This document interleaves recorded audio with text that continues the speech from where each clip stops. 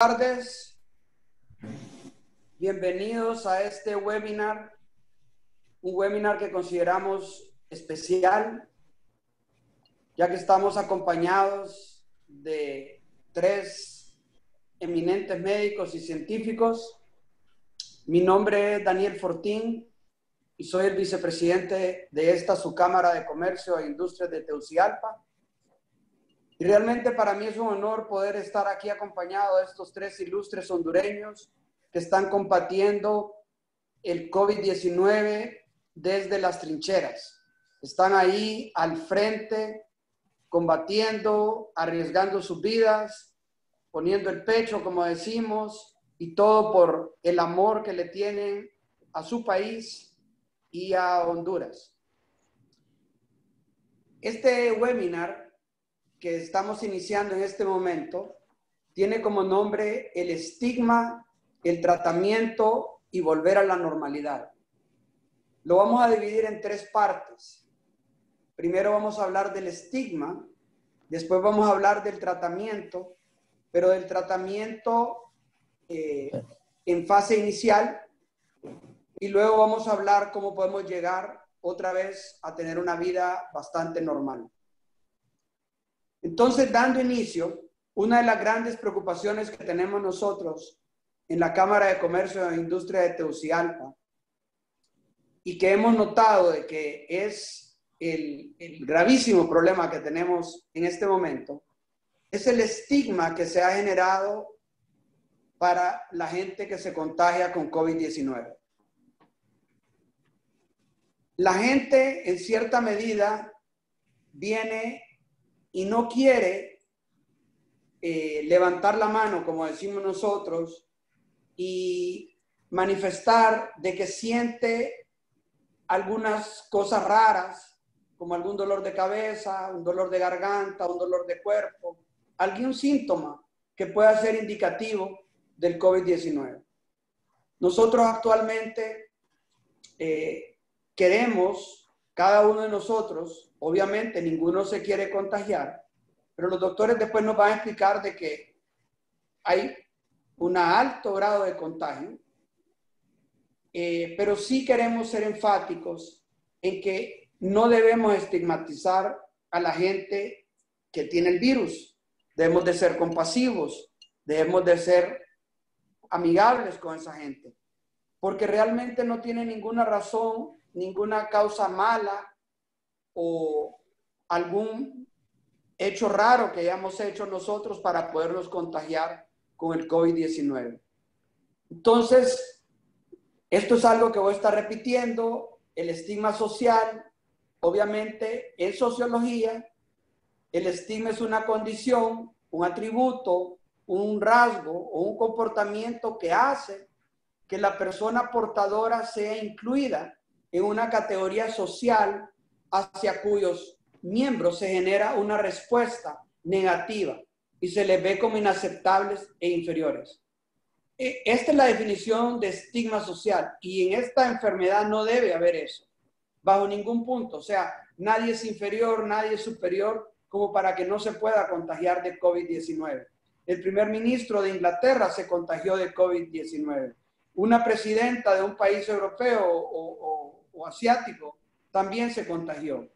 Grandes personalidades, a Madonna le dio el coronavirus en el tour que hizo recientemente por Francia, a jugadores de fútbol, nadie está exento de esto. Entonces realmente no debemos de tener el miedo a ser contagiados, al menos que tengamos una condición preexistente que cause algún peligro por contagiarnos de esta enfermedad, pero igual, es igual como el dengue, igual que como la malaria, igual que como cualquier enfermedad de tipo de transmisión virológica, bacterial que pueda hacer contagio. Entonces yo quería pues darle la bienvenida al doctor Miguel Sierra. Él es un investigador científico residente en Victoria, Texas, hondureño, catracho, que ha estado trabajando desde hace varios meses en combatir esta enfermedad. Y Miguel tiene varias especialidades, es infectólogo, es neumólogo, es intensivista, y tiene mucha experiencia. Entonces yo quería que Miguel en este momento pues nos hablara un poco de ese estigma, de cómo podemos nosotros combatir ese estigma acá en Honduras. Adelante, Miguel. Sí, bueno, lo que estabas diciendo es muy importante y muy cierto. Aquí no hay color, raza, sexo, edad que, que sea una garantía de que no le va a dar el virus. El virus es, si ustedes se fijan ahorita confirmados, hay casi 5 millones de personas en 5.5 meses. O sea, es un virus altamente contagiable. No es altamente virulento, pero altamente contagiable. Para que el mundo entero sea contagiado en 5.5 meses, eso da a entender. Ahora, hay una cifra que habla por sí sola. El 80% de las personas, el 60% de las personas ahora sabemos, ni siquiera saben que tienen el virus. Entonces, nadie puede apuntar el dedo a nadie porque nadie sabe quién se lo dio a quién. Lo pudo haber agarrado en el bus, en la calle, tocando algo, etc. Lo peor que se puede hacer es no darle ayuda a la gente que sí tiene la enfermedad, que es muy distinto a tener el virus. A esa gente hay que apoyarla, a esa gente hay que darle, porque tal vez usted al día siguiente va a ocupar la misma ayuda. No hay que dejar a esa gente abandonada, no hay que señalarla, porque no se sabe quién se lo dio, se lo pudo haber dado usted. Por el otro lado, esta enfermedad en los pacientes que sí desarrollan la enfermedad completa, a veces en momentos de emergencia ocupan ayuda de alguien, un carro, que lo lleven al hospital, y tenerle miedo a eso no es justo. Aquí se han infectado por lo menos unos 5 médicos, 40 y pico de enfermeras, y las hemos tratado con todo el honor que se merece. También hay un médico se murió. O sea que hay que tener simpatía por eso, porque tanto el doctor Díaz, el doctor Valerio, es admirable cómo están dando la cara, la batalla para que esto no progrese. Han tenido trabajar con esta enfermedad no es fácil. Nosotros los médicos, por ejemplo, no podemos estar sin las enfermeras, y las enfermeras sin los médicos, y nosotros sin los microbiólogos, etc. Y no se debe estigmatizar a nadie absolutamente, porque nadie está inmune de que le dé esta enfermedad. Nadie está inmune que se contagie con el virus. Entonces, yo pienso que debería ser inaceptable. Tiene que borrarse eso de la mente hondureño, porque solo unidos vamos a salir adelante. Gracias, Miguel. Mire, continuando con esto, yo quisiera que el doctor Díaz, uno de los mejores intensivistas que nosotros tenemos en el país, pues nos platicara un poco acerca de su experiencia con el estigma y cómo podemos nosotros quitar eso también. Por otro lado, quisiera decirles de que al final de la charla vamos a tener la oportunidad de algunas preguntas y respuestas.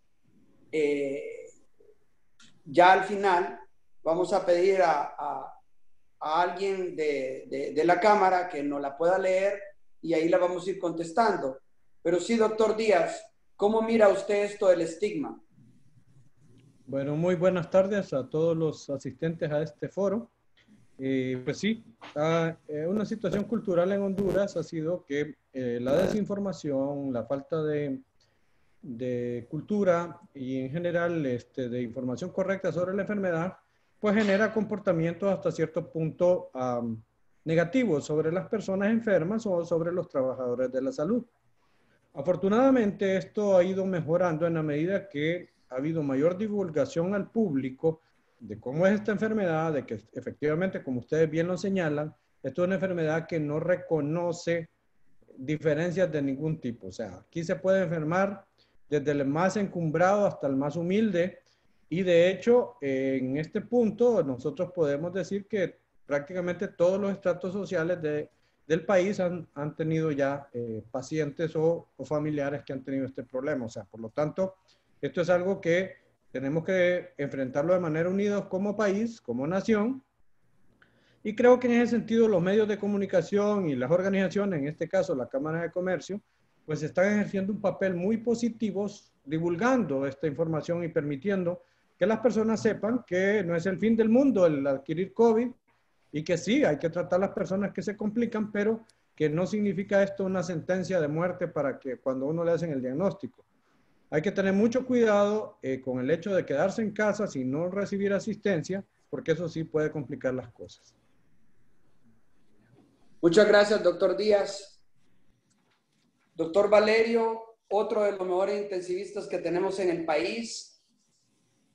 Realmente quiero mencionar de que estos 3 médicos ya tienen aproximadamente unas 2 semanas y media de estar trabajando bastante juntos. Obviamente el doctor Díaz y el doctor Valerio lo han hecho desde hace más tiempo. Sin embargo, tener el contacto con el doctor Sierra en Victoria, pues también es reciente y se está trabajando en equipo. Y obviamente también queremos que todo el sistema nacional de salud pueda trabajar en equipo, porque solo juntos, trabajando todos, podemos combatir esta enfermedad. Con respecto al estigma, doctor Valerio, ¿usted qué piensa? ¿Cómo podemos afrontar, cómo podemos quitarle eso de la mente a la persona y que busque la ayuda necesaria en el momento, que levante la mano? Buenas tardes, Daniel. Buenas tardes a Oscar, a Miguel y a todos los asistentes a este webinar. Para mí un enorme placer estar con ustedes y pues me interesó inmediatamente el tema que se iba a discutir sobre el estigma, situación que he venido tratando de animar a la gente a que el único estigma que debería existir es la falta de solidaridad. El hondureño es solidario, es fuerte. Me acuerdo que cuando yo estaba terminando la universidad, alrededor de 1998, iba a hacer mi servicio social y en ese año pues nos atacó el huracán Mitch y muchas personas quedaron en lugares inhóspitos donde no podía entrar las personas a pie para poder rescatar a la gente y se miraron miles de hondureños ayudándole a las demás personas para poderlos rescatar de techos, de árboles, para poder salir adelante y preservar sus vidas. Pues esto es lo mismo. Aquí hay un huracán que se llama COVID-19. Nadie, pero nadie tiene culpa de adquirirlo. Las personas que lo están adquiriendo probablemente no saben ni cómo lo adquirieron. Tengo muchas personas que han estado en cuarentena y de su cuarentena vienen directamente, o sea, personas de la tercera edad que ya tienen 1 mes, 2 semanas, 3 semanas de estar en su casa y de repente empiezan a toser y de la nada probablemente algún objeto lo tocaron y ahora lo tienen. Entonces, a mí me parece que lo que se tiene que animar es la solidaridad, porque así si nosotros podemos cuidar al vecino, probablemente el vecino cuando se recupera cuidará de nosotros y así poco a poco todo salirá adelante. Va a llegar un momento donde las cuarentenas gubernamentales no sean sostenibles y vamos a tener que salir a trabajar. Pues si salimos a trabajar tenemos que arropar y abrazar a las familias que están lidiando con esta enfermedad para ayudarlos a tener comida, si ocupan hacer algún mandado, si tienen alguna necesidad, pues dárselas como buenos vecinos para que los demás podamos trabajar, porque como dice Miguel, en algún momento puede ser que nuestro hogar se vea comprometido con este virus y que alguien nos ocupe de dar la mano. Entonces, yo creo que eso es lo que se debe. Lo único que se debe hacer viral en Honduras es la solidaridad. Gracias, doctor Valerio. Usted me recordó ahorita el huracán Mitch. Y realmente yo hace como 1 mes más o menos en una entrevista estaba hablando del huracán Mitch, que es, pues, de lo que yo recuerdo, de lo más devastador que nosotros hemos tenido. Obviamente en el país hemos tenido algunos conflictos que han hecho que retrocedamos económicamente mucho, pero sin embargo el huracán Mitch marcó una diferencia muy importante. El huracán Mitch llovió por una semana, llovió copiosamente en Tegucigalpa el 31 de octubre del año 98 y destruyó el país. Nos destruyó completamente, se destruyeron los puentes, las escuelas, los acueductos alcantarillados, los acueductos y los alcantarillados, perdón, los hospitales públicos, los hospitales privados, los centros de salud, los CESAS, las escuelas, como mencioné, carreteras, puentes, plantaciones, o sea, quedamos completamente destruidos. La economía quedó en el suelo. Sin embargo, la diferencia es que el 1 de noviembre ya no llovió. Y como ya dejó de llover y todo empezó a secarse y los ríos bajaron de caudal y todo, lo que nos quedó a nosotros es una reconstrucción, es empezar a limpiar el país, a reconstruirlo, a edificar todo de nuevo y a seguir trabajando. Y a seguir trabajando desde ese día y empezar de nuevo, con una Honduras golpeada, devastada, herida, pero podíamos seguir trabajando sin ningún miedo. En este momento, pues definitivamente eso no se puede. Estamos siendo golpeados tremendamente en la parte de salud y en la parte económica y no podemos salir a la calle a reconstruir el país todavía. Y eso puede tomar algún tiempo para que se pueda hacer. Entonces, realmente, volviendo al tema del estigma, solo para dejar claro, pues, que el estigma, desafortunadamente, pues, en sociología, el estigma es una condición, atributo, rasgo, comportamiento que hace que la persona portadora sea incluida en una categoría social cuyos miembros se genera una respuesta negativa y se les ve como inaceptables e inferiores. Yo sugeriría que debemos de hacer una campaña masiva en todo el país, en todos los canales de televisión, en todas las radios. Todas las personas deberíamos de salir a decirle que no pasa nada teniendo el virus. No pasa nada. O sea, todos podemos ser vulnerables, todos nos podemos contagiar. Y lo importante es que si nos contagiamos, es donde viene esta parte de la que vamos a hablar ahora. O sea, es qué hacer si nos contagiamos, qué hacer si tenemos esos primeros síntomas y qué vamos a hacer en ese momento. Porque definitivamente, como ustedes lo han dicho, y solo lo quiero reafirmar, el 80% de la población que se infecte con el virus no va a sentir nada. Y del 20% van a haber algunos que van a sentir algo y se van a curar y tal vez no necesiten ir al hospital. Y otros van a tener que ir al hospital. Entonces, en la medida que nosotros nos preparemos y ataquemos el virus, como dice el doctor Valerio, en su área, cuando es más vulnerable, cuando es más fácil combatirlo, vamos a hacer que los hospitales no se saturen, no se llenen de personas y sea más difícil poder atender a cada uno de nosotros que se enferme en un momento dado. Entonces ahora yo quisiera que platicáramos un poco. Hace un par de días, el doctor Videa en Hoy Mismo ha estado hablando de un tratamiento inicial que ha denominado como el abordaje maíz. Obviamente, ustedes han desarrollado un abordaje entre ustedes tres que le hemos denominado catracho. Pero ese abordaje es para cuando la gente ya llega al hospital, cuando ya está complicado, cuando ya está en la etapa 2A del virus. Pero este virus tiene una etapa 1, una etapa de inicio, una etapa donde es fácil poderlo combatir, como dice el doctor Valerio. Está en su área. Hay que hacerle pressing en ese momento, hay que irlo a buscar en ese momento para que no adelante filas.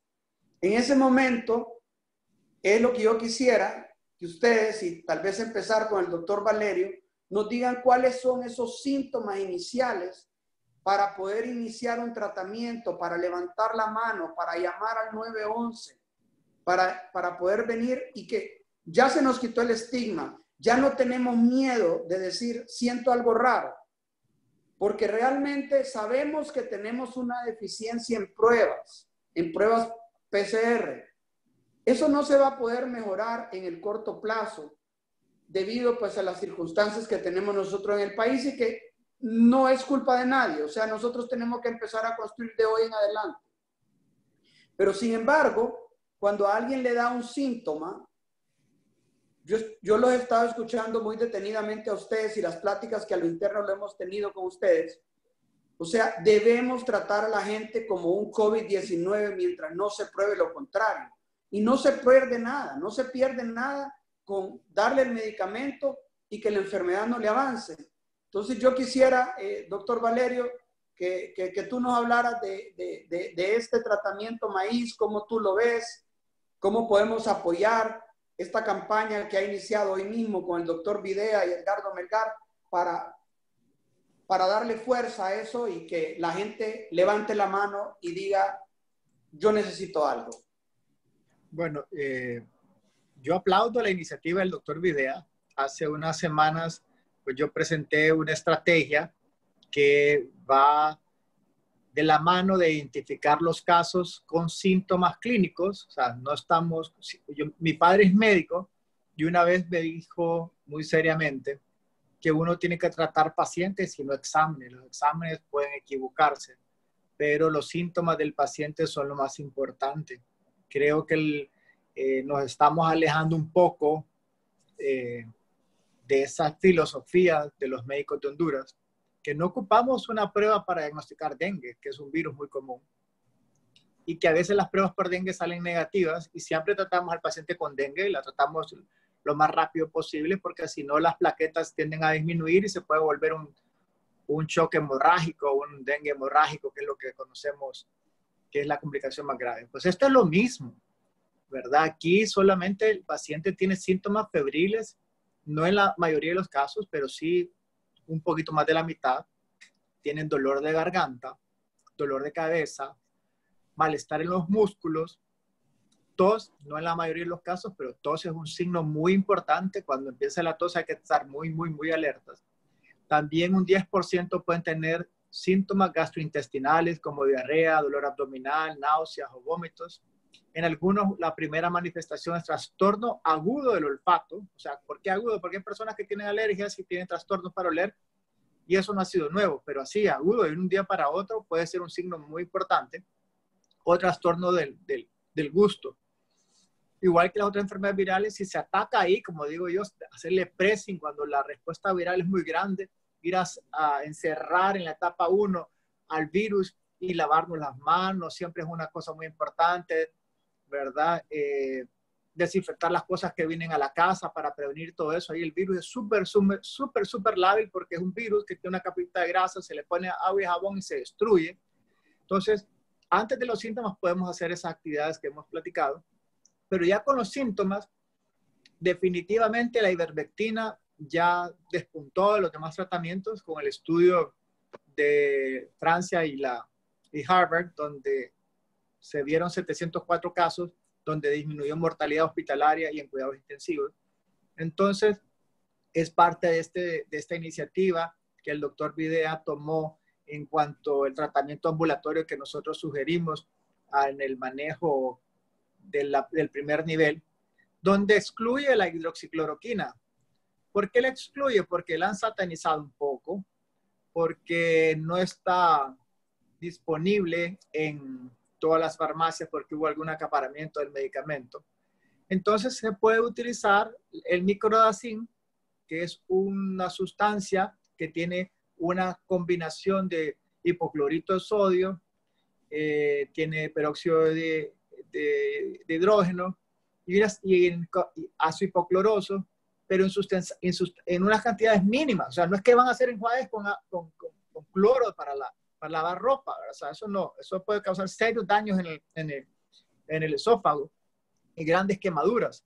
Entonces, maíz viene de la mnemotecnia de la M de microdacin, la citromicina, que tiene efecto antiviral y nos ayuda también como bactericida para gérmenes atípicos de la comunidad, la I de ivermectina y la Z de zinc, que es un potente antiviral.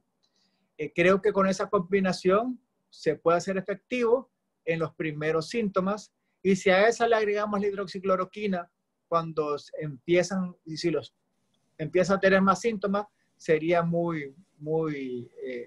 creo que podríamos resolver el problema desde el consultorio o desde el centro de salud.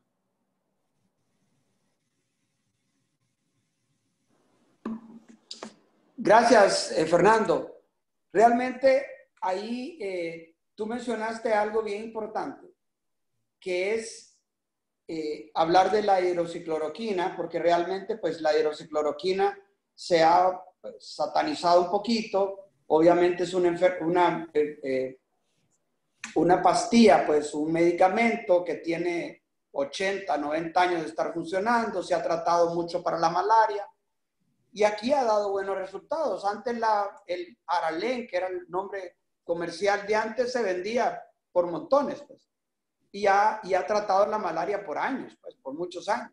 Pero sí realmente hay que tener cierto cuidado y por eso apoyamos de que la fórmula del abordaje maíz al inicio, o sea que obviamente que es el microdazin y la citromicina y la ivermectina y el zinc, pues puede hacer algo que realmente pues ataque y detenga el virus en ese momento.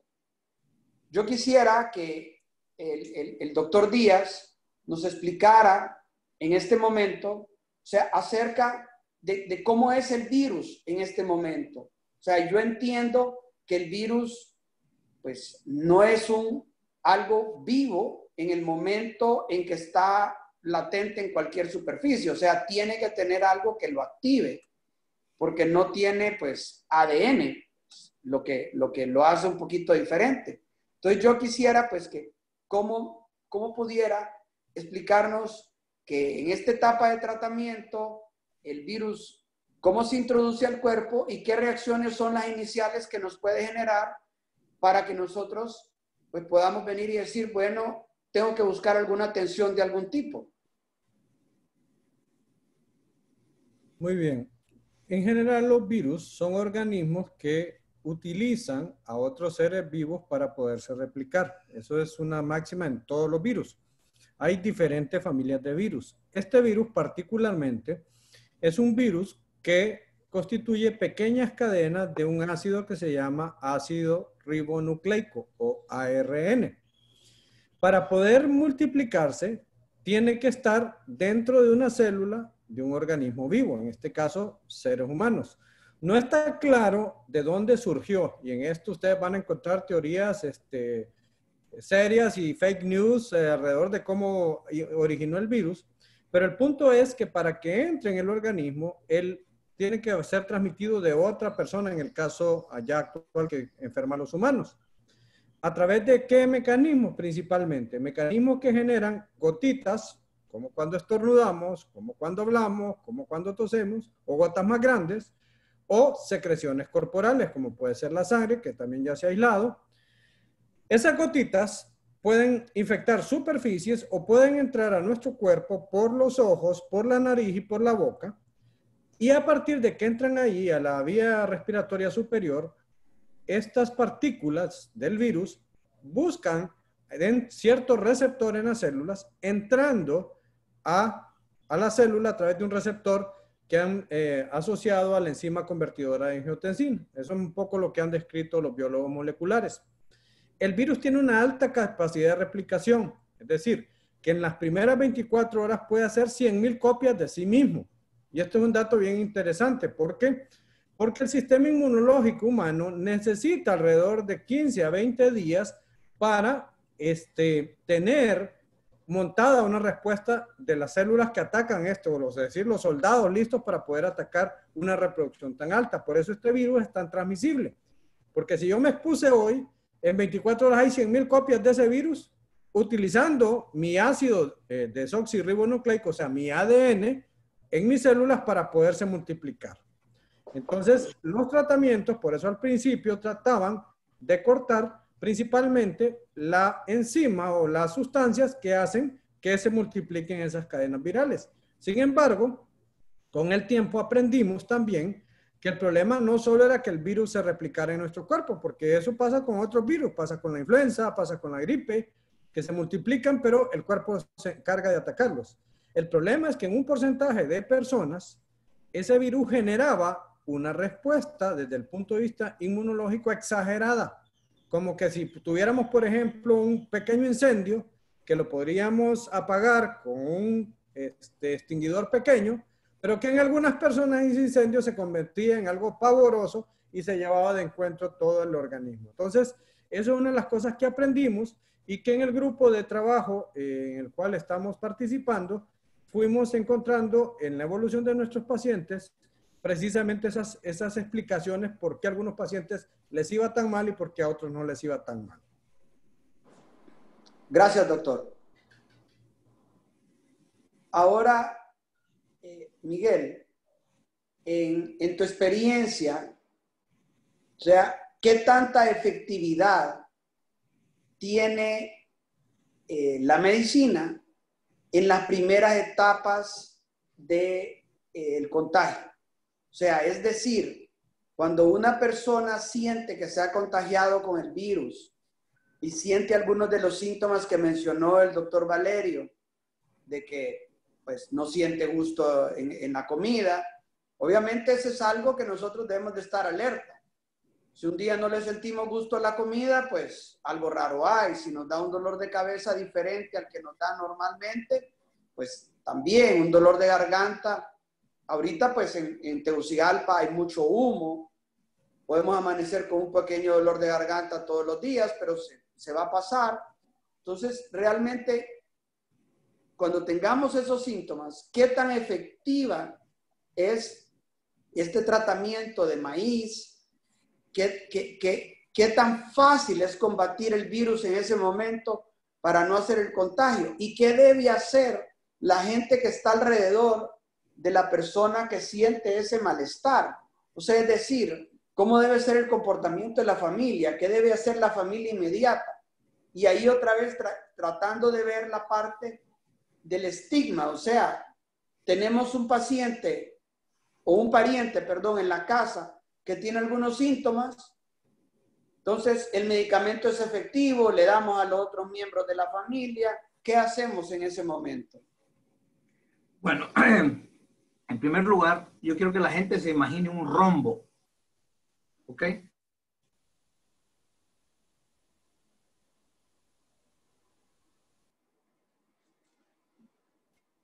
Y Creo que van a ver que en la 1,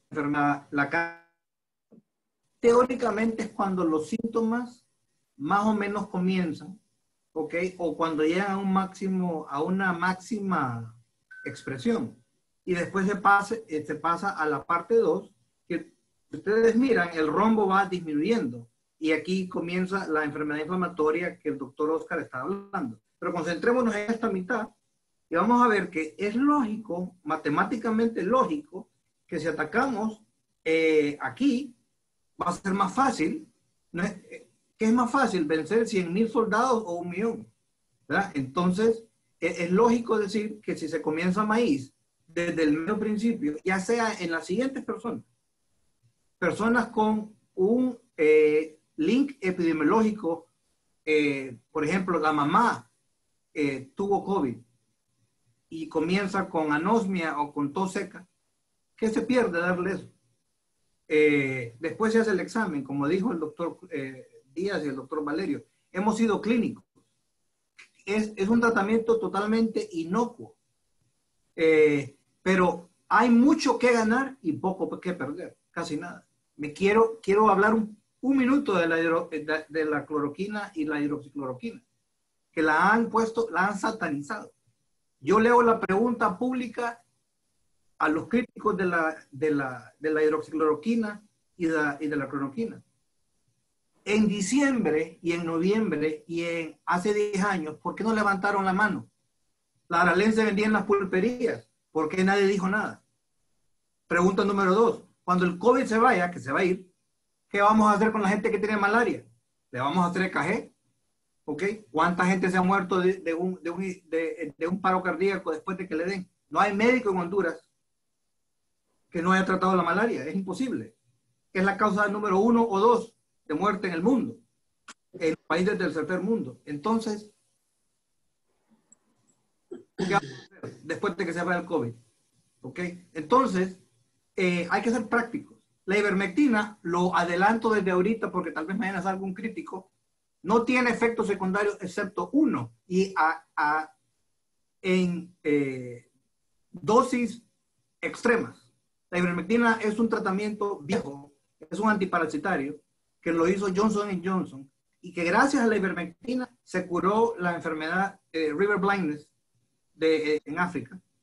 Ha curado miles de enfermedades parasitarias. ¿Ok?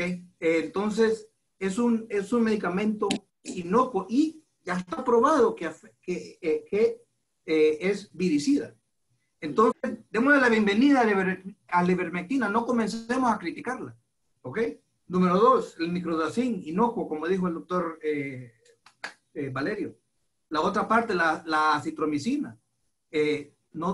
Voy a agregar otro factor de beneficio que es el proceso.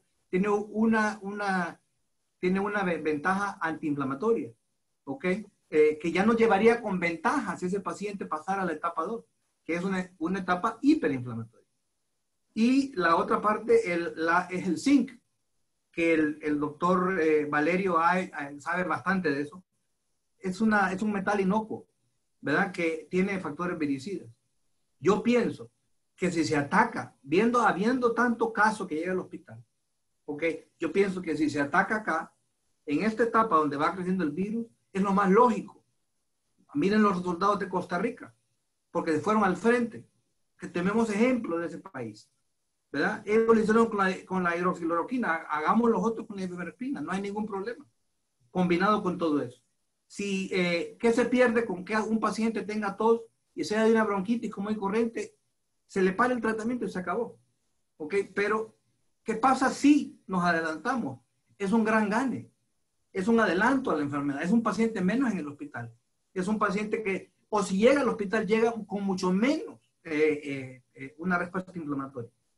Entonces, yo pienso que tengo que felicitar al doctor Videa por el acrónimo, por su patriotismo, por su genialidad, y a todo el mundo tiene que apoyarlo.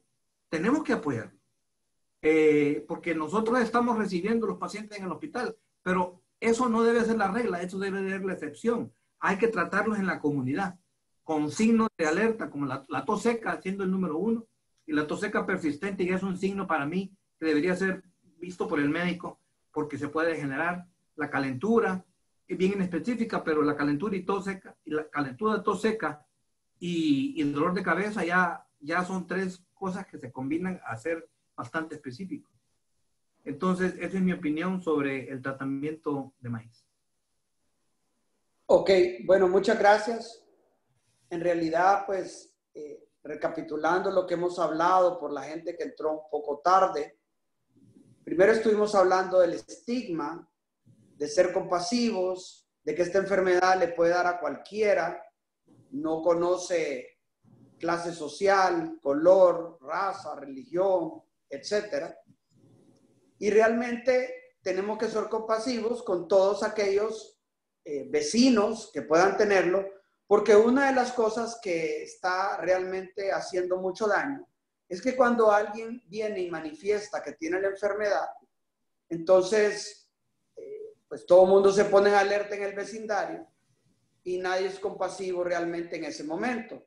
Y realmente tenemos que saber de que si nosotros estamos alrededor de una persona que está positiva con COVID-19, que tiene el virus, pues nosotros no necesariamente nos tenemos que contagiar. Nosotros usando las mascarillas, lavándonos las manos frecuentemente, usando el gel si lo tenemos.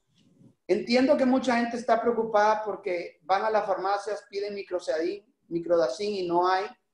Tengo entendido que viene en estos días un fuerte cargamento que va a ser distribuido a todas las farmacias para que pueda haber para que la gente lo pueda utilizar. Utilizar este medicamento que ha desarrollado el doctor Videa al inicio para poder erradicar el virus de entrada y que no siga afectando. Luego pasamos a hablar un poco acerca de ese tratamiento inicial, no el tratamiento en hospital, porque eso ya han habido otras charlas con respecto a eso, sino que venir y atacar el virus en la casa. O sea, tomar el medicamento en la casa, cuidarnos en la casa, mantener un cierto aislamiento, cuidarnos y evitar de que la enfermedad avance. Y como decía mi mamá, que todo el tiempo me lo decía, es que no hay que dejar que la enfermedad agarre cuerpo. Y eso es lo más importante, o sea, no debemos dejar que el virus agarre cuerpo en nuestro organismo, como decía el doctor Díaz, que sea un incendio que tirándole un vasito de agua se apagó, y no dejar de que agarre fuego toda la casa o todo el cuerpo, como decía él, y que realmente sea una catástrofe, que ya no haya salvación. Entonces, atacar ese virus, no dejar que agarre cuerpo la enfermedad y atacarlo en ese momento.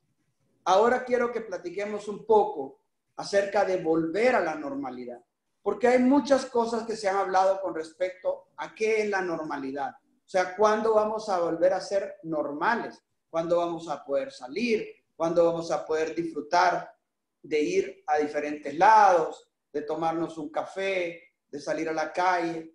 Y no solo estar hablando de que tenemos que regresar a trabajar, porque definitivamente eso es una de las cosas más importantes, porque si no la economía nos va a matar, nos vamos a morir de hambre después, vamos a quedar con un país totalmente quebrado, miles de empresas quebradas, mucho desempleo, etcétera, etcétera. Pero realmente yo quisiera enfocarlo acerca de cómo volver a esa normalidad, cómo poder venir y prepararnos, ustedes como médicos, como científicos, que nos orienten a poder venir y decir cómo vamos a volver a ser normales, cómo tenemos que enfrentar nosotros, cómo tenemos que salir hasta este momento. Y tomando en cuenta, digamos, el domingo pasado, que fue el Día de la Madre, no hubieron celebraciones del Día de la Madre en ningún lado. La gente se quedó confinada en sus casas. O sea, pero más adelante, ¿o cómo podríamos nosotros hacer para poder tener esa relación entre los seres humanos que toda la vida hemos sido así, y que realmente podamos volver a empezar a ser normales? Doctor Díaz, yo quisiera iniciar con usted para que nos comentara qué pudiéramos ir haciendo para volver a esa normalidad. No solo a la normalidad del trabajo, sino que a la normalidad de la vida misma.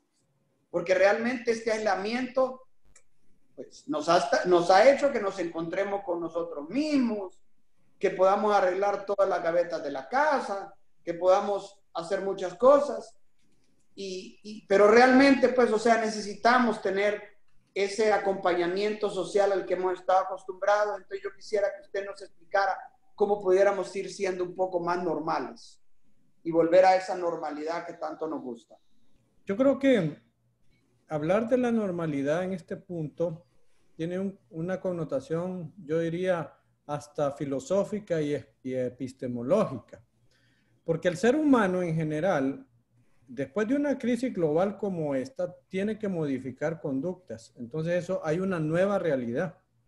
Hay una nueva realidad donde, como bien señalaron algunos compañeros, señaló Fernando, por ejemplo, la importancia de ser más solidarios, la importancia de no tener también una visión de capitalismo salvaje, donde solamente importen las utilidades y las personas no importen, donde, por ejemplo, la acción de gobierno sea una acción de gobierno que tenga que ver con suficiente auditoría social para que los procesos sean más transparentes. La forma de hacer política, o sea, la construcción de un país diferente con un sistema de salud diferente. O sea, volver a la normalidad significa cambiar muchas de nuestras conductas que nos vuelven un pueblo indisciplinado. O sea, porque el virus va a vivir mucho tiempo acá y va a haber un momento donde vamos a generar inmunidad, algunos años o meses, no sé cuánto tiempo podrá pasar para que aparezca una vacuna, si es que aparece. Entonces, todo eso hace que hayan cambios en las conductas sociales. Y créanme que esto va a ser objeto de estudio en lo sucesivo. Y no creo que es la primera vez que la humanidad se enfrenta a este tipo de circunstancias. O sea, la humanidad ha tenido episodios de estos comportamientos, y si nos vamos un poquito a la historia, recuerde usted, por ejemplo, lo que ocurrió en los países europeos en la Edad Media con las famosas epidemias de la peste, que eliminaron entre un 20 y un 30% de la población mundial de aquel momento. Cambiaron las relaciones económicas, cambiaron las relaciones de producción. Pues yo creo que Honduras tiene que prepararse para ser un país diferente. Como toda crisis es una oportunidad. Es una oportunidad, efectivamente. Va a ser fabuloso cuando volvamos a poder salir y tomarnos un café, pero también va a ser importante que nuestro sistema sanitario atrás esté mejor preparado para enfrentar los brotes sucesivos que pueden estar ocurriendo con esta enfermedad, que se va a convertir en una enfermedad endémica como el dengue. Porque nosotros ahora mismo, a este punto del siglo XXI, todavía tenemos enfermedades que con mínima inversión y con mucha medicina preventiva las podríamos controlar. Y no hemos tenido la seriedad como sociedad para enfrentarlas. Y a los políticos tampoco les ha interesado este tema, porque este no es un tema que genere votos. Jamás se ha visto la salud como un bien público. Entonces yo creo que esta pregunta, por eso le digo que entraña muchas aristas. Y yo sinceramente creo que tenemos que tener una visión de mediano plazo. No puedo decirle yo en diciembre vamos a estar bailando los merengues, o sea, no hay manera de saberlo. Es muy posible por el comportamiento epidemiológico que después de algunos meses, en la medida que haya mayor población expuesta, hay algún grado de inmunidad, sobre todo en población joven, pero siempre, por ejemplo, vamos a tener grupos vulnerables. Esas personas siempre las vamos a tener que cuidar, nuestros adultos mayores, nuestras personas que tienen enfermos. Entonces creo que en este sentido, el mensaje sería más bien, hay que prepararnos para una nueva realidad, para una realidad diferente a la que teníamos meses atrás. Y quizá esa realidad sea mejor, que es lo que ha ocurrido en los ciclos humanos, pero eso implica un compromiso de todos. Gracias, doctor. Sí es importante que vayamos pensando, pues, cómo volver a esta realidad y qué cuidados debemos tener. Porque realmente, pues, o sea, hasta ahora, definitivamente, algunas salidas se hacen.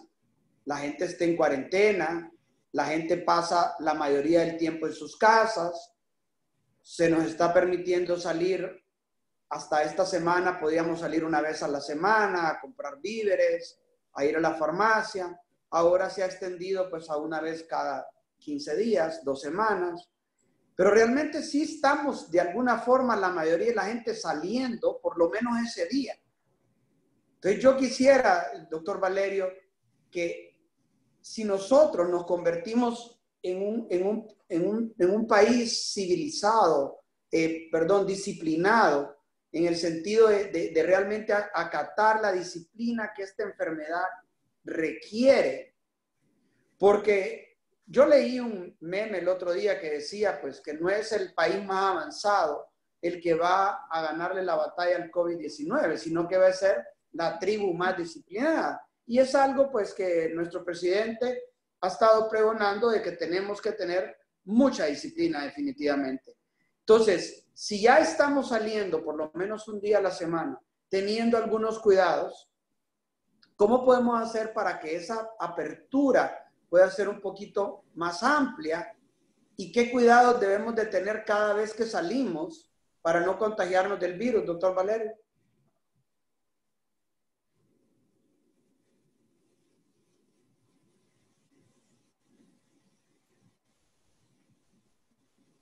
No se escucha, doctor Valerio. Perdón, tenía en mute el teléfono. Como dice Oscar, es una nueva realidad, es una nueva normalidad. Dependerá de nuestro compromiso como hondureño, como padre de familia, como empresario, como trabajador. Primero, darnos cuenta de que ya tuvimos 2 meses para aprender cómo se transmite el virus. Entonces tenemos que cuidarnos de los mecanismos de transmisión, ¿verdad? La gota gruesa, entonces guardar distancia, los aerosoles, usar una mascarilla, probablemente también un visor o una careta o anteojos que nos recubran los ojos. para evitar esa exposición directa al virus. Pero el mecanismo de transmisión que más se nos olvida son los objetos. Tenemos que desinfectar los objetos que traemos a la casa o de uso personal, como las llaves del carro, el bolígrafo, el celular, los alimentos que traemos a la casa, los empaques, los cartones, para que también seamos responsables en el sentido de evitar la transmisión en nuestros hogares. Si nosotros empezamos por nuestro hogar o con nosotros mismos, conociendo los mecanismos de transmisión y evitando la transmisión, se puede evolucionar rápidamente a empezar a trabajar, entendiendo que los lugares encerrados pueden ser un lugar de mayor contagio, y eso lo podemos ver en el modo que se comportó el virus en los cruceros, donde la mayoría de los cruceristas desarrollaron la enfermedad, donde se calculó que había una tasa de transmisión de una persona a 15 en vez de una a 3. Entonces tenemos que recordar esa lección que nos dio los cruceros para que nuestros lugares de trabajo tengan suficientes corredores de aire y flujos de aire. Se estima que se ocupan 12 cambios de aire por hora para evitar que los aerosoles se encierren y eviten contagiar. Entonces, en los lugares como los bancos, los lugares públicos, las maquilas aquí en San Pedro, se tienen que preparar para haber extracción suficiente de aire, para ponerle trampas ultravioletas a los lugares para destruir el virus. También nos tenemos que recordar que Honduras está bendecida por el sol y el calor. Eso es un potente virucida. Entonces, nosotros debemos de salir, no solo estar en aire acondicionado, exponernos al sol, hacer ejercicio, mantenernos sanos. La otra parte que menciona Oscar es que si no evolucionamos como países, por ejemplo, Suecia decidió no vamos a hacer cuarentena, vamos a dejar que todo el mundo se infecte, pero tenían un sistema de salud bien fortalecido con todo lo necesario para atender a las personas que cayeran enfermas. Eso no existe en Honduras. Y un vecino, aquí 2 países de por medio, o un país de por medio, Costa Rica, nos está dando una lección que la preparación histórica que han tenido ellos, fortaleciendo su sistema de salud, lo ponen de modelo en todo el mundo de prevención y de contención y de tratamiento del coronavirus. Entonces tenemos todas esas lecciones que podemos como país también pedirle a la empresa privada que sea solidario también con las personas, de manera que las empresas privadas hagan una certificación que los dineros del gobierno se estén utilizando de buena forma en los hospitales públicos para que las personas que caigan en esta batalla puedan ser atendidas por nuestro equipo de médicos y que tengan una buena evolución. Gracias, doctor Valerio. Refiriéndonos siempre a este mismo tema de volver a la normalidad, ¿cuál podría ser tu recomendación, Miguel, para que se pueda de alguna forma, que las empresas puedan trabajar de alguna forma, iniciar con ciertos trabajos poco a poco para volver a llegar a esa normalidad? Ya hablamos con el doctor Díaz y con el doctor Valerio acerca de la normalidad de la vida social. Hablaba el doctor Díaz que en diciembre no sabemos si vamos a estar bailando o escuchando aquella canción de Yo no olvido el año nuevo, que ahorita están diciendo que todo el mundo debería olvidar este año. Pero realmente, o sea, tratando de ver un poquito el trabajo, tratando de ver un poco cómo nos movemos hacia ir siendo un poco más productivos, ¿qué podrías recomendarnos o compartirnos tú de lo que están haciendo pues en los Estados Unidos, ahí en tu ciudad, que entendemos que no es una ciudad enorme, es una ciudad de 170,000 habitantes, una ciudad relativamente pequeña? ¿Cómo están ustedes? ¿Cómo están manejando ustedes la parte de la normalidad allá en Victoria, sí, Texas? Es un buen punto porque aquí en Texas abrieron el 1 de mayo. Pero antes de abrir hubo un gran debate. Unos que decían, estaban polarizados que no, y otros que sí. Y el 1 de mayo, que se pensaba que iba a ser una ola de gente, fue todo al contrario. Los que decían que querían salir no salieron, porque les daba miedo. Es un miedo bueno. Entonces, por ejemplo, hoy me fui a cortar el pelo después de 45 días y me encontré casi con astronautas ahí en el barbershop, porque tienen miedo, pero es un miedo bueno. Andaban con máscara, les daba miedo que yo era médico y entonces eso viene la consecuencia de la nueva normalidad, porque la gente, por más que quiera salir, va a salir con miedo. Y ese miedo se les va a ir quitando, o mejor que queden con el miedo por unos 6 meses, ¿verdad? Pero estamos saliendo. Yo voy al supermercado y yo me hago el papo, pero la gente le da miedo porque yo soy el médico. Y para mí mejor, ¿verdad? Que no se me acerquen, ¿verdad? Pero es la nueva normalidad, me tengo que acostumbrar a eso, ¿verdad? Yo voy y el policía me para y más bien me dice que no baje la ventana cuando lo normal es bajar la ventana. Entonces les da miedo. Y así está, todo el mundo está, por más que querían libertad, más bien están quedándose en la casa. O sea que la gente tal vez, si se le da un poquito de libertad, va a entender que ya no es lo mismo. Y si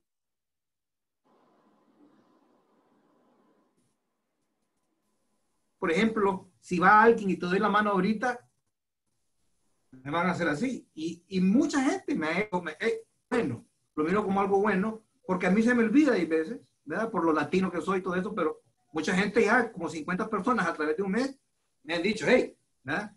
Pero es la nueva normalidad. El anormal soy yo que se me olvida, ¿verdad? Entonces, y la vez pasada fui a cambiar la llanta y cuando salí de azul, todo el mundo se me hizo para atrás.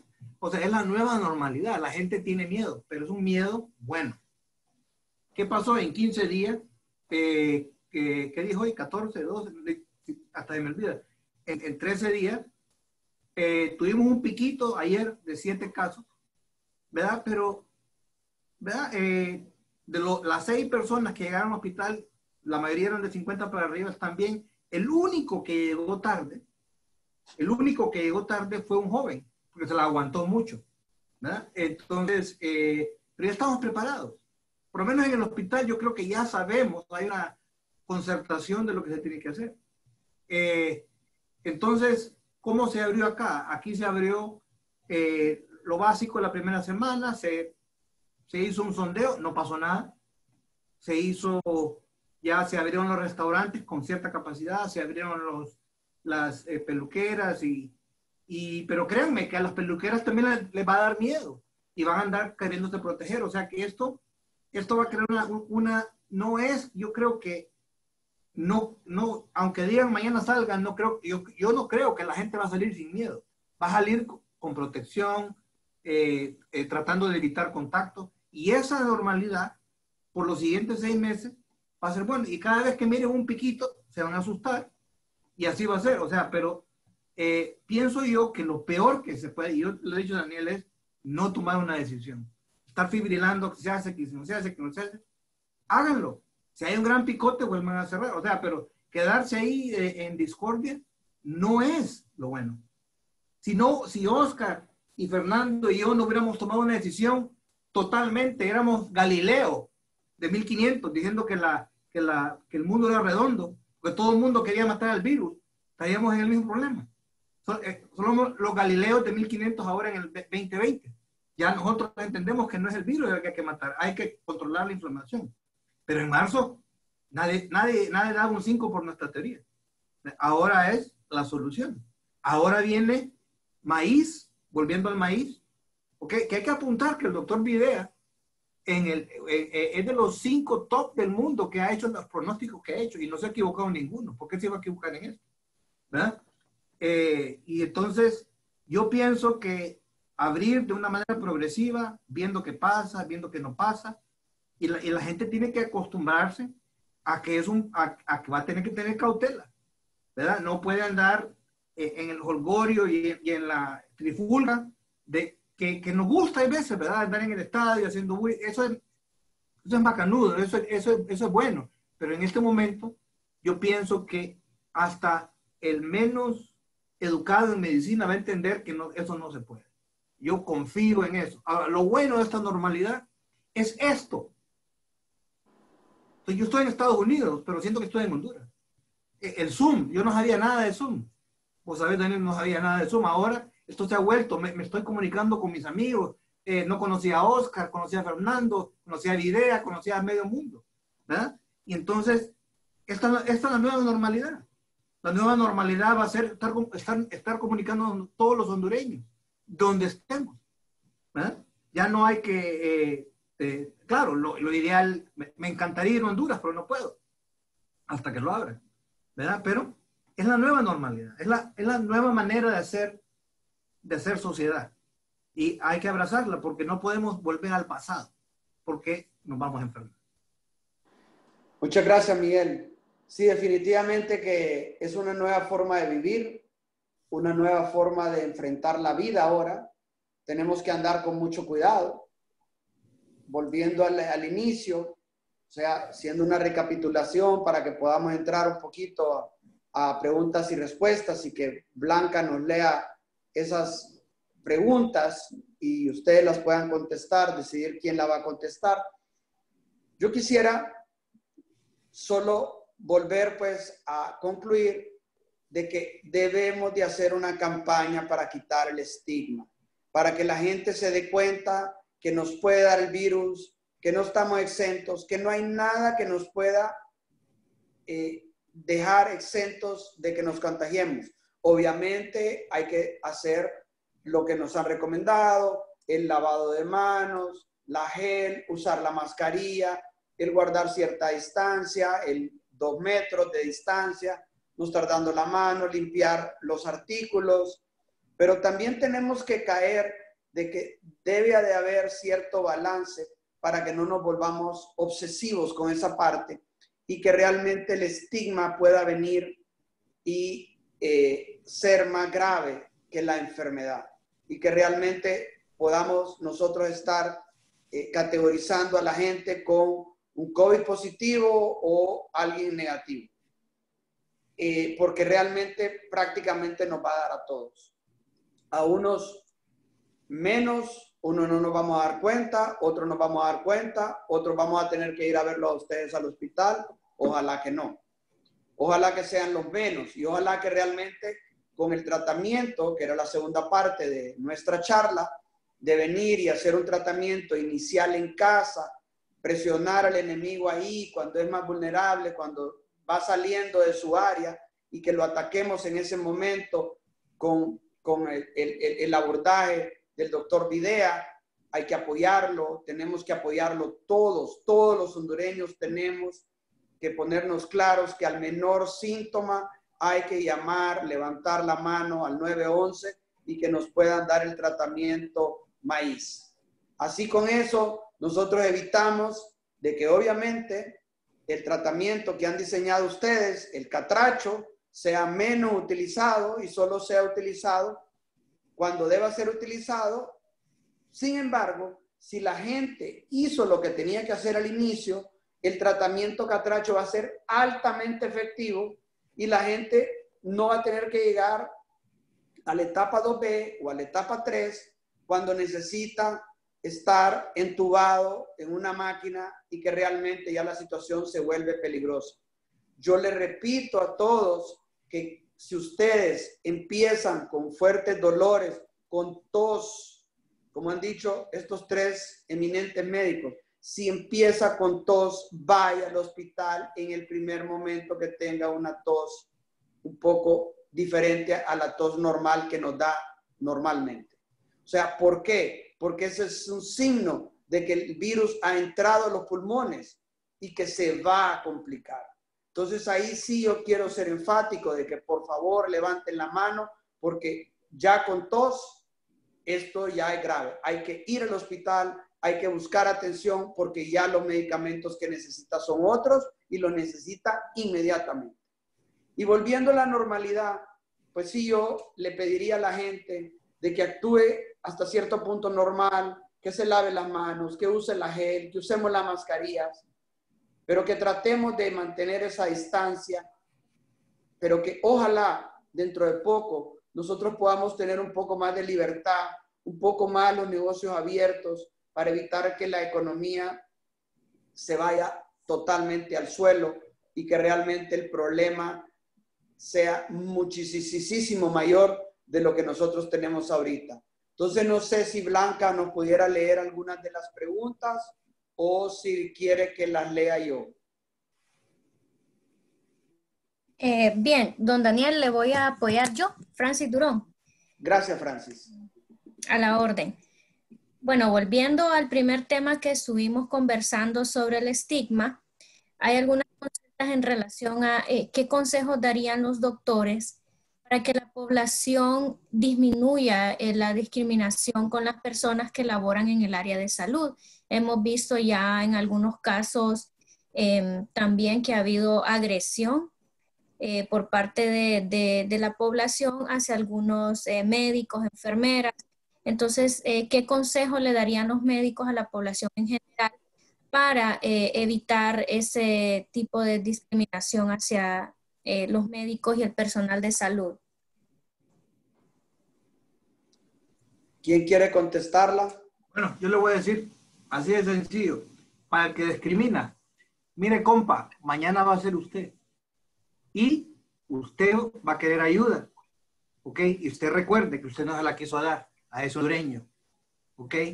Déjese de cosas, quítese esa idea de la cabeza, ayude a su vecino, porque mañana va a ser usted el que se va a empezar con tos y nadie lo va a querer ayudar.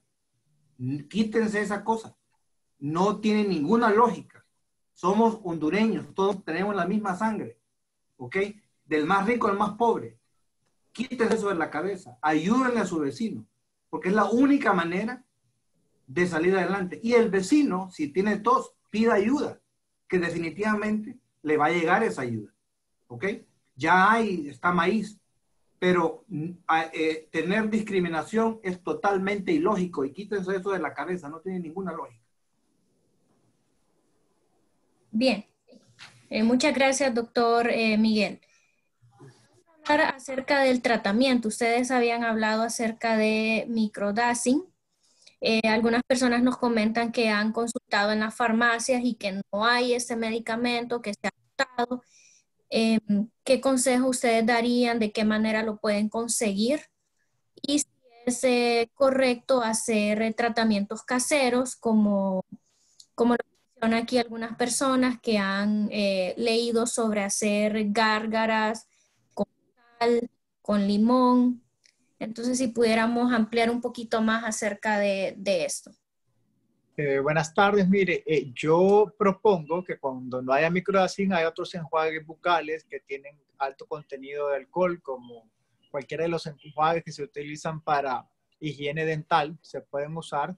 También la solución salina, como usted bien lo mencionó, yo tengo microdosing desde esta semana, pero normalmente agarro media cucharada de sal, me la pongo en la lengua y con la saliva lo diluyo, empiezo a hacer gárgaras y pucheros de sal y en mi orofaringe también. Hay otras sustancias que tienen solución salina hipertónica, donde se pueden hacer lavados en la fosa nasal. Hay otros productos como el Derminova en enjuague que también se puede utilizar. El fin de utilizar estas sustancias que nos ayudan a erradicar el mejor ambiente para el virus en la orofaringe, también nos sirve para erradicar las bacterias que colonizan la vía oral. Porque en la tercera etapa, cuando el sistema inmune se disminuye y hay mucha inflamación, hay gérmenes que aprovechan para infectar junto al virus al ser humano. Entonces, a nosotros se nos hace más difícil y se tienen que dar antibióticos súper potentes para tratar también a los pacientes cuando tienen una coinfección. Entonces, esto es como cuando le dije yo, hay que dejar fuera el lugar el virus y atacarlo en su área. Si sabemos que en la tercera etapa nos puede ocasionar una coinfección, los gérmenes que tenemos en la boca, podemos usar cualquier sustancia, desde la sal, el Listerine, por decir algún nombre, o alguna sustancia que erradique las bacterias de la boca. Bien. Quisiera comentar un poquito con este asunto del microdacin. A nosotros nos han informado, y creo que don Daniel lo mencionó también, en el país está entrando en estos días precisamente una dotación suficiente de esta medicación, o sea que sí va a estar disponible para el público y probablemente en cantidades mayores. Un poco de cuidado con el Derminova, porque el Derminova contiene yodo y hay personas que son alérgicas al yodo. Entonces, el uso oral del Derminova no es siempre recomendable, así que hay que tener un poco de cuidado con eso, ¿verdad? Sobre todo las personas que pueden tener alergia al yodo. Entonces, tener en cuenta eso como detalle y, por supuesto, nunca confundir el hipoclorito de sodio de uso comercial, que con estas soluciones que tienen otras concentraciones mucho más inocuas para el ser humano. Bien, ok, entendemos lo de las etapas del virus, pero entonces, doctores, nos consultan, si una persona ahorita en este momento ya fue diagnosticado como positivo, ¿puede continuar utilizando este tratamiento que acabamos de mencionar? ¿O definitivamente tendría que esperar cuando llegue a la etapa, por ejemplo, de que ya hay presencia de tos para poder buscar un tratamiento especializado?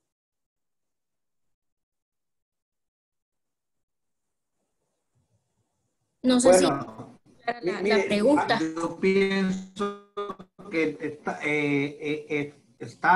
estamos todos en en el momento que el paciente. Escuché la pregunta, si gustan la contesto. Sí, por favor. El tema aquí es muy importante porque el tratamiento temprano garantiza reducir la cantidad de complicaciones. O sea que si yo tengo, por ejemplo, sintomatología característica y tengo algunas manifestaciones de enfermedad, lo conveniente, y es lo que estamos conversando todos, es empezar a tratar muy tempranamente el virus con dos propósitos. Un propósito, reducir la cantidad de virus en nuestro cuerpo, lo cual va a reducir las manifestaciones de enfermedad o la posibilidad de complicaciones. Y un segundo propósito, que al reducir la cantidad de virus en nuestro cuerpo, somos menos infectantes para otras personas. De manera que esperar a que uno tenga una tos, por ejemplo, para iniciar tratamiento puede ser peligroso. Hemos insistido mucho en los medios de comunicación la necesidad de no automedicarse. Es decir, si yo tengo una persona familiar contacto con el cual ya tuvo esta enfermedad con sintomatología clínica o le hicieron una prueba y la tiene positiva y yo me expuse a esa persona, tengo que estar alerta de la aparición de los síntomas característicos y empezar lo más temprano posible un tratamiento. Ese sería el mensaje.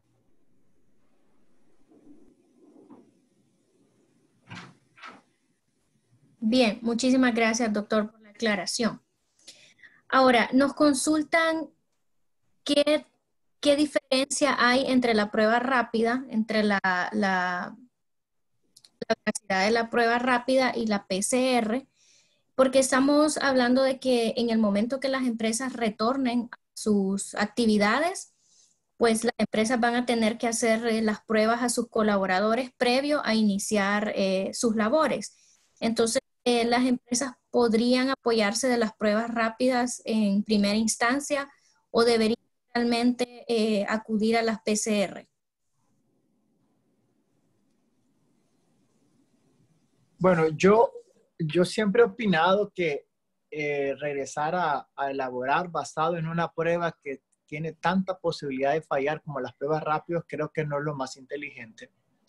Creo que debemos de hacer una combinación de una encuesta clínica epidemiológica, un pequeño cuestionario con todos los síntomas de la enfermedad, preguntando si hubo alguna exposición anteriormente con alguien enfermo en la familia.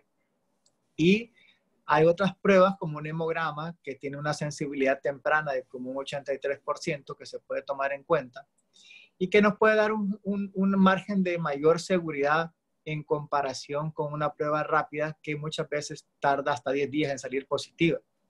Entonces creo que esa es la mejor forma de buscar pistas en caso que algún colaborador tenga alguna enfermedad.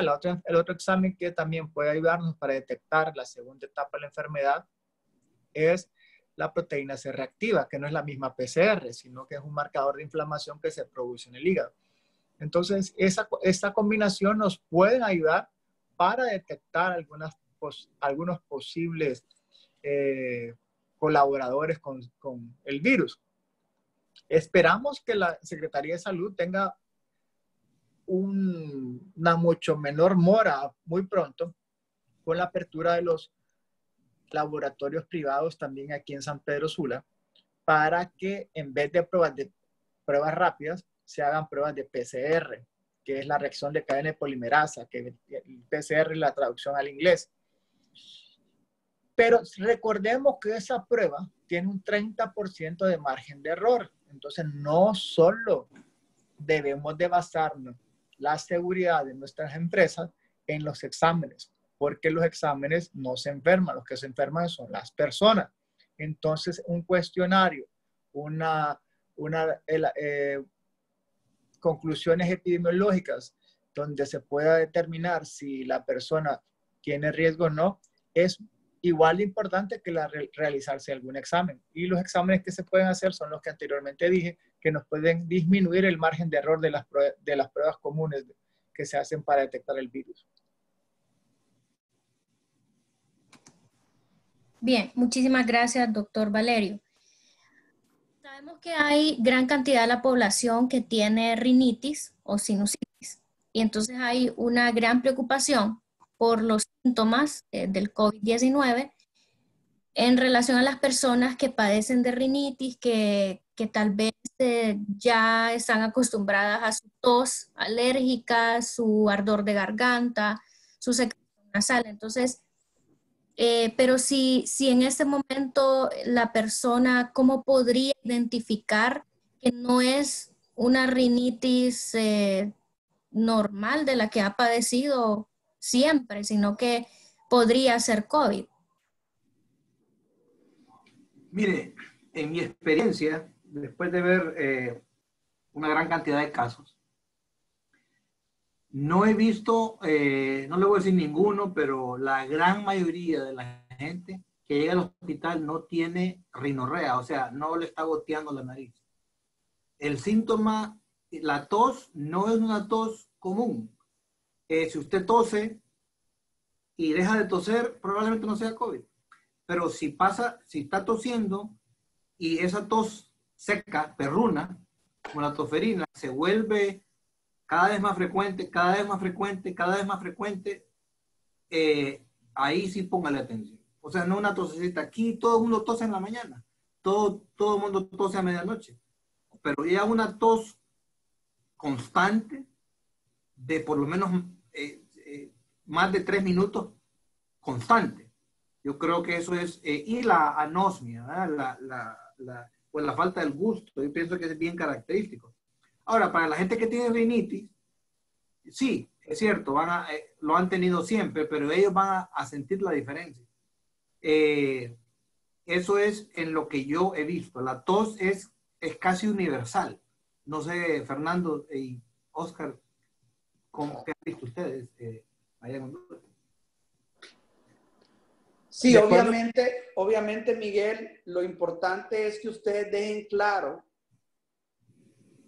que nosotros tenemos que buscar ayuda y tenemos que levantar la mano al primer síntoma raro que nosotros tengamos. Ustedes han explicado a lo largo de la charla que si a alguien, como todos los días le pasa, que tiene tos de vez en cuando, que tiene un estornudo por aquí, por allá, que siente un dolorcito de cabeza por el sol que está haciendo, por el calor, pero si es lo normal que sentimos siempre, no nos preocupemos.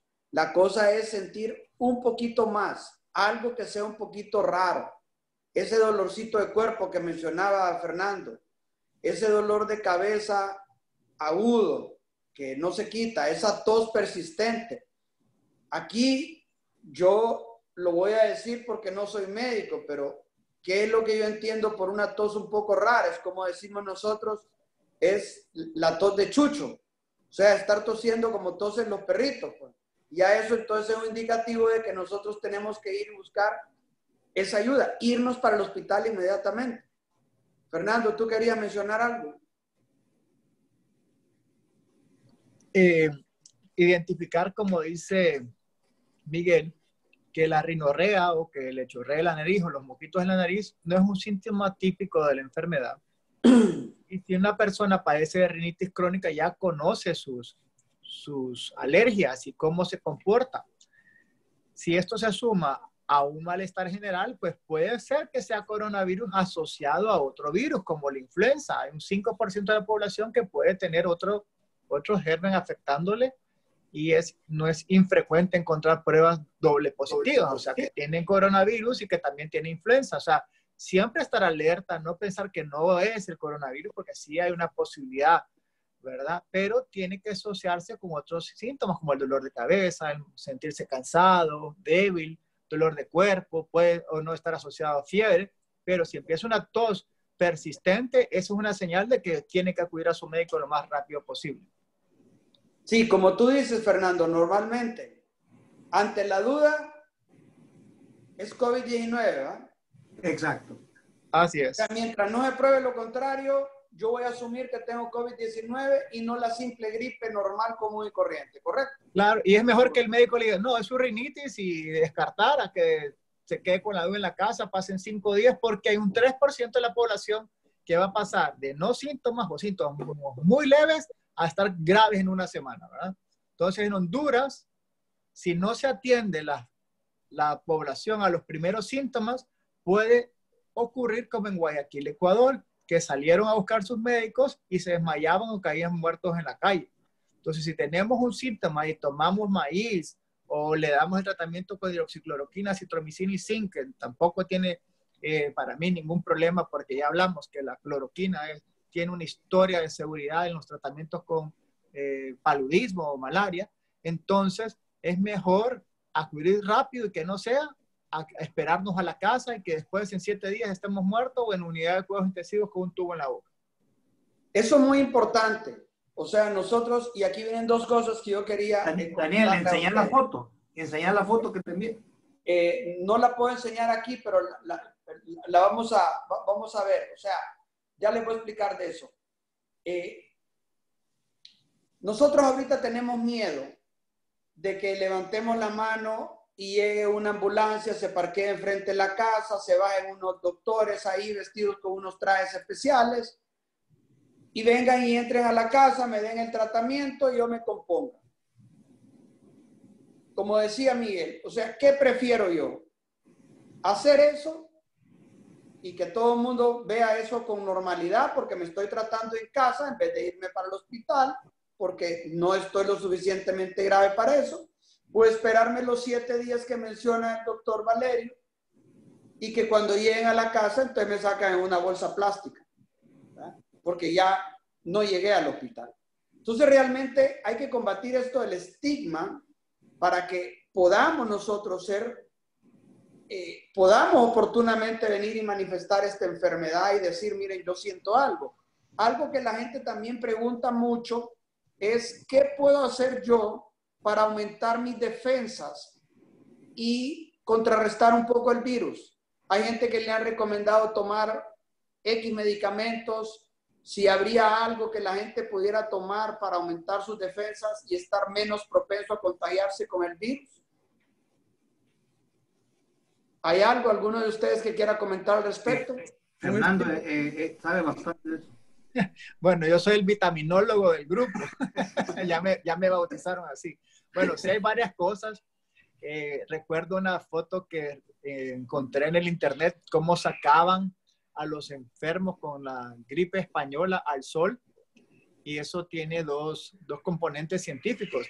Uno, porque se aumenta la temperatura corporal, entonces es más difícil para el virus estar en un lugar donde la temperatura no le favorezca desarrollarse. La otra es que ya hay estudios donde se demuestra que el déficit de vitamina D, nosotros ocupamos del sol para el metabolismo de la vitamina D, entonces eso es algo que se puede usar, la vitamina D, ¿verdad?, para mejorar nuestro sistema inmune. También la vitamina C se está utilizando como un potente antioxidante. hay una sustancia que se encuentra y si no hay vitamina C porque estuvo escasa, hay limones y naranjas para tirar para arriba también en nuestro agro, ¿verdad? Tomar mucha limonada, mucha refresco de naranja, naranja agria, piña, todas las frutas que tienen vitamina C.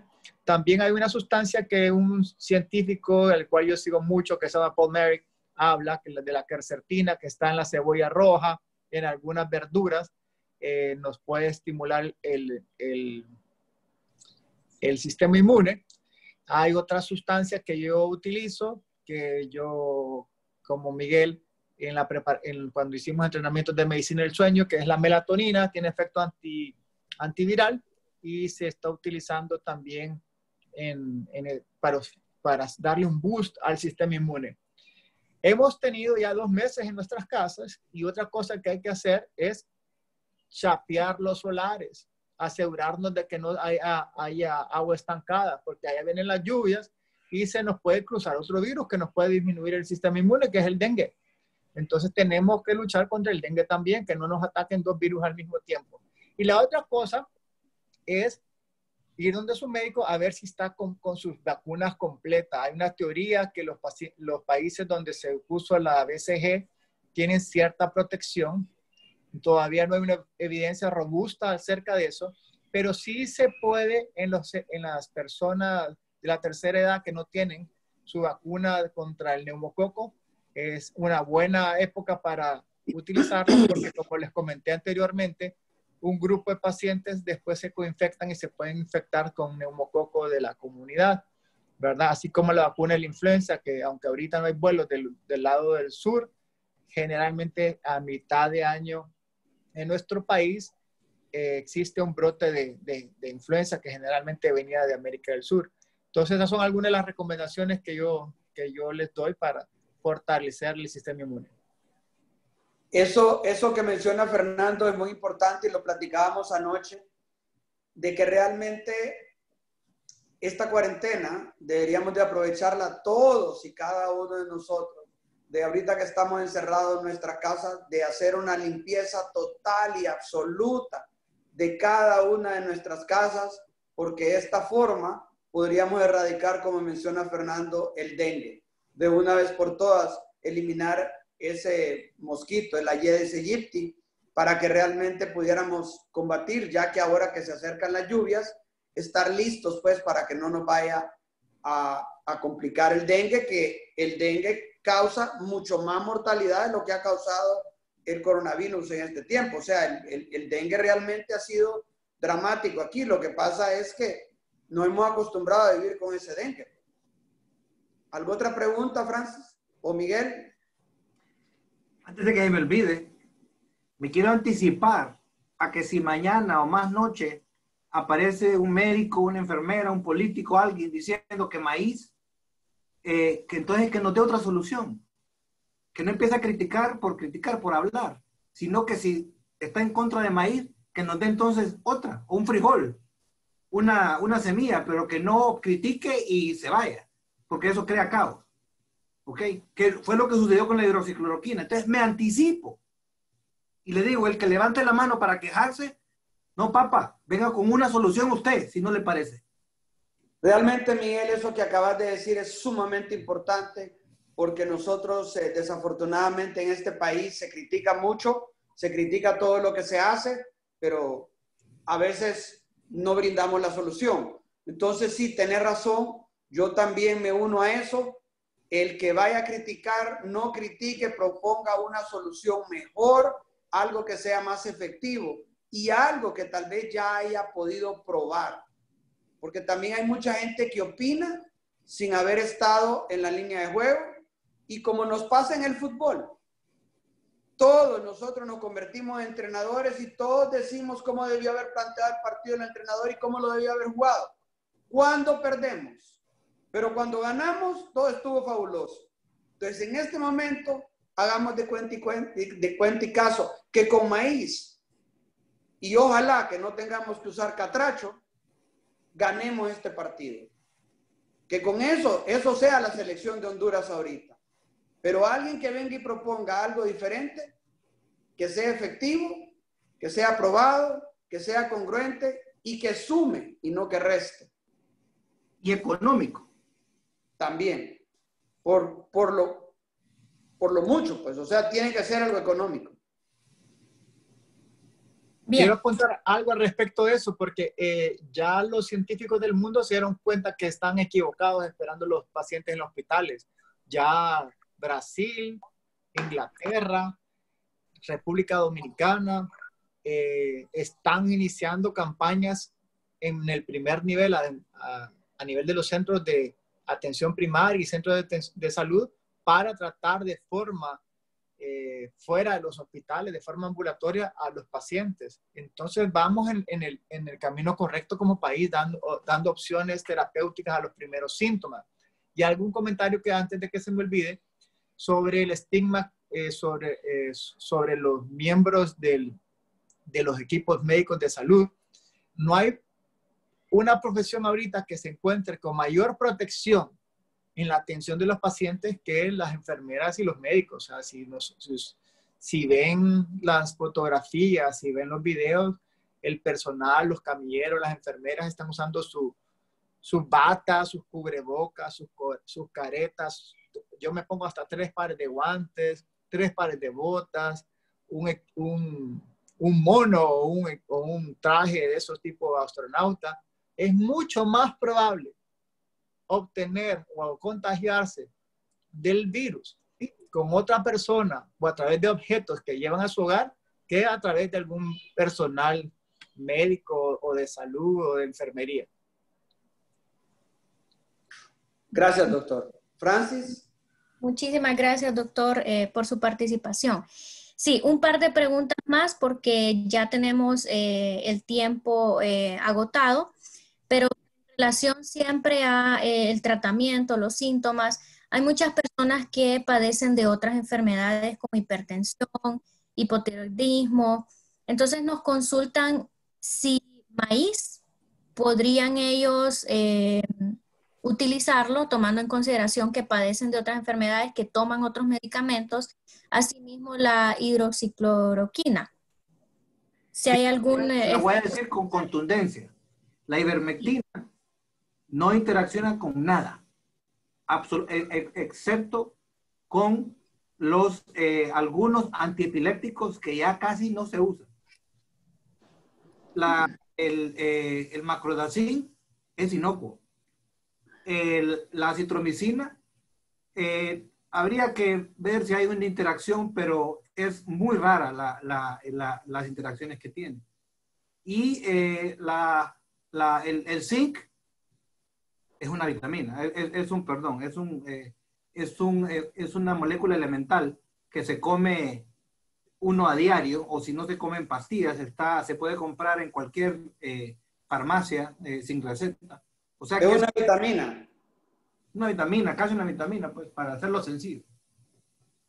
Sí. Bueno, es importante mencionar, pues, que la gente ha mencionado cierto miedo hacia la acitromicina y, como decían ustedes, un medicamento que aquí se ha utilizado mucho contra la gripe y realmente, pues, hasta ahora es que salen estos comentarios de que es mala. Obviamente sí puede haber alguna relación de efecto entre usar estos medicamentos en conjunto, la hidroxicloroquina con la citromicina, la ezitromicina, y utilizar estos medicamentos. Por eso es que es importante no automedicarse.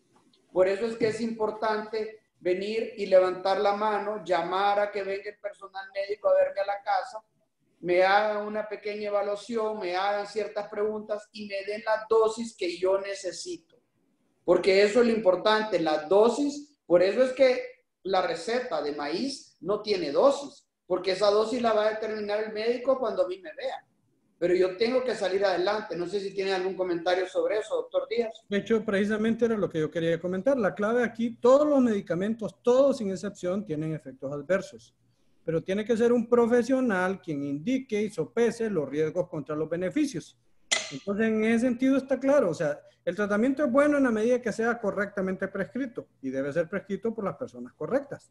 Entonces, ahí lo clave es, no hay que automedicarse. Si uno tiene enfermedades crónicas, seguir su tratamiento, seguir su control con su médico de cabecera, y si hay aparición de síntomas, entonces el médico se encargará de evaluar cuál será el mejor tratamiento de acuerdo a su condición particular. Perfecto. Entendido entonces. De igual manera, las mujeres embarazadas pues tienen que estar en su control y tienen que pues visitar al especialista para que les dé su tratamiento, no automedicarse, que ya en varias ocasiones nos lo han pues repetido. Un par de consultas más. Hay una pregunta que pues creo que todos nos la hacemos todos los días, y es si yo salgo positivo, pero tal vez mis síntomas fueron muy leves, tal vez solo el dolor de cuerpo, ¿verdad? ¿Yo ya soy inmune al COVID-19? No hay evidencia de inmunidad sostenida en el tiempo. O sea, el cuerpo monta una respuesta inmunológica inicialmente con unas sustancias que se llaman inmunoglobulinas. Más o menos en la segunda semana uno produce inmunoglobulina M, y después de la tercera semana empieza a producir inmunoglobulina G. En nuestro sistema inmunológico hay unas células que se llaman células plasmáticas, que son células que se originan de un tipo particular de linfocitos, que sirven como células de memoria. Esas células guardan la capacidad de producir anticuerpos en el tiempo. Sin embargo, en COVID-19, todavía en este momento no hay estudios que nos digan que haya inmunidad sostenida en el tiempo. De hecho, todavía hay discusión con los primeros casos de las zonas afectadas en China, donde han habido reportes todavía de personas que después de 4 o 6 semanas podrían haber tenido la posibilidad de reinfectarse con una cepa diferente. Eso lo vamos a saber probablemente en los próximos 6 meses, de acuerdo a estudios inmunológicos que muestren si la inmunidad es sostenida, porque incluso la elaboración de una vacuna depende mucho de la capacidad del sistema inmunológico humano de poder generar esas células de memoria. Bien. Ya para finalizar, ¿qué opinión tienen acerca de la inmunidad de forma colectiva que se está utilizando, por ejemplo, en Suiza?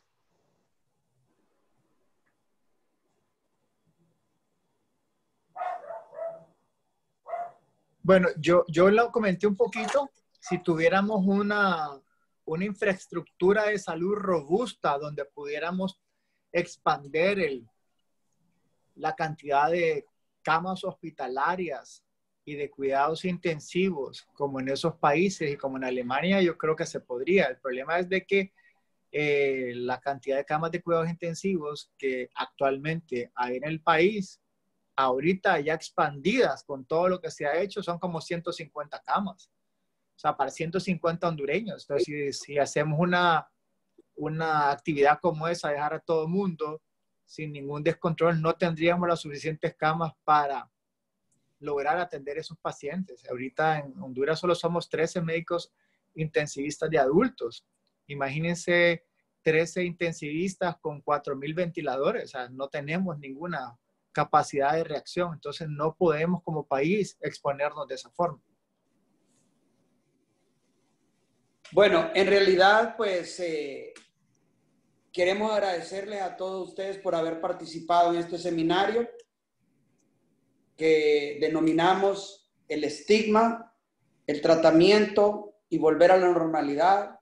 Espero que todos ustedes hayan estado complacidos, hayamos hecho alguna conciencia acerca de quitarnos ese estigma. Yo les pido a todos los que participaron en este webinar, obviamente sabemos que no es la población entera la que nos vio, entonces que por favor ustedes comenten con sus amigos, con sus vecinos, en los chats, en todos los chats de WhatsApp, de quitarnos el estigma, ser compacientes, ser comprensivos con las personas que tengan la infección, que tengan el virus, para que realmente puedan recibir ese tratamiento, que se nos quite ese miedo, eso de que de una u otra forma el estigma social, lo que yo definí varias veces, que mencioné, pues lo que es el estigma social, de que nosotros consideramos a cierta gente, a cierto grupo de personas que se contagian como inaceptables o inferiores,